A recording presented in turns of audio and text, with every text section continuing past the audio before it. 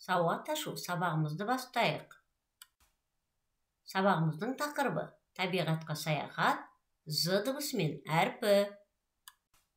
Бұл сабақта сен сурет пен тірек сөздердің көмегімен мәтін құрастырасың, каллиграфиялық талаптарға сай жазасың. Балалар, бүгін біз з дыбысымен әрпімен таныстық. З дыбысымен әрпі дауыссыз дыбыс екенін білдік. З дыбысы сөздің басында, ортасында, сөздің соңында кездесетінін де білдік. З дегенім зымыран, айға ұшамын, зымырап.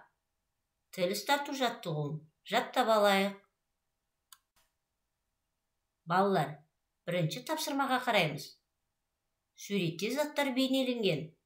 Осы заттардың ішінен артық заттарды ата. Екінші тапсырма. Өлеңді жатқа айт.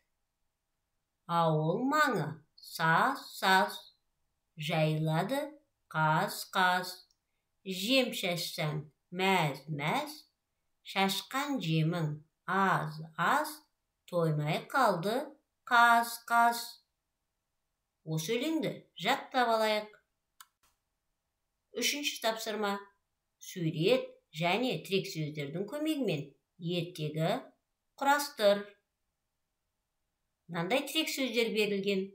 Ұзақ, шөлдеді, құмыра, тұмсығы, су, тас, салды, көтерілді. Балалар, осы суретпен тірек сөздерді қатыстырып әңгіме құрастырайық. Жарайсыңдар балалар. Жұмыс дәптеріміздегі з әрпіне берілген сөздерді әдемі көркем етіп жазып шығайық. Жарайсыңдар балалар.